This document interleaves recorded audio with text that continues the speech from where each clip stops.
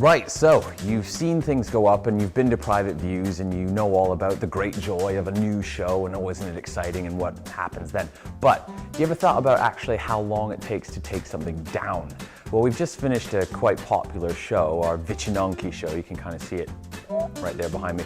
But actually, how long does it take to get everything off the walls and get everything sorted and do all the little bits and bobs? Well, in this entry, we're going to talk a little bit about that. Hopefully talk to some of these people behind me here a little bit about what they have to do to get it all back to a nice, big, clean canvas again.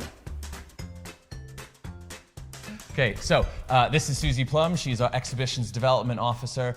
How does it feel to actually have this come down? It's been about 3 months, 4 months. 4 months, 4 yeah. months up. Is it a bit sort of wistful kind of, oh, I remember when it went up kind of thing? Or? A little bit, and it's a bit sad.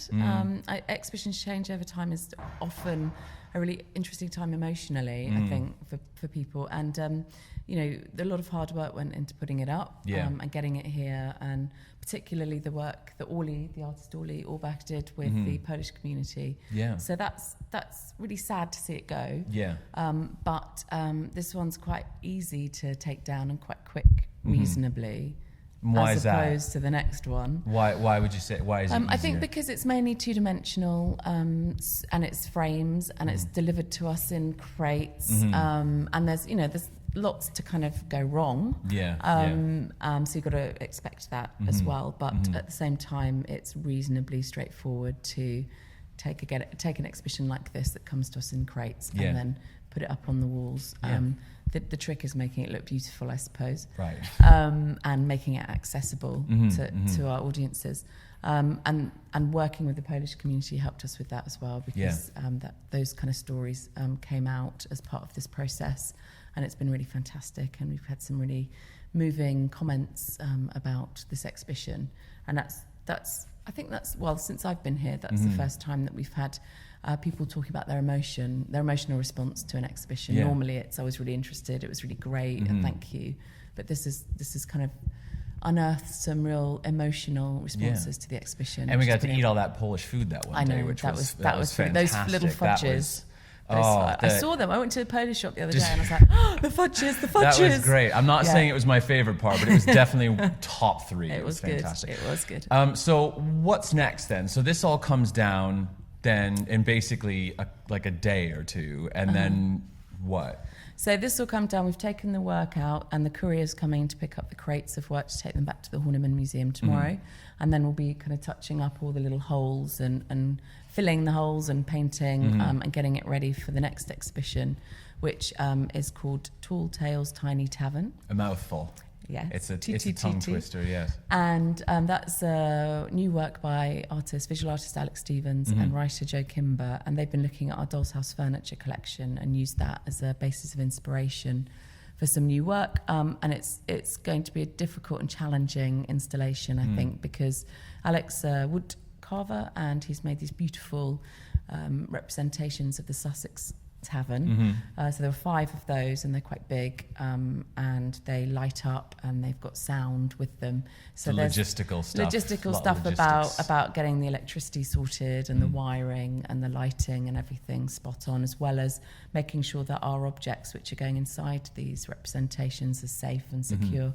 And then in addition to that, they've made a piece of film, so we'll be projecting that onto the wall.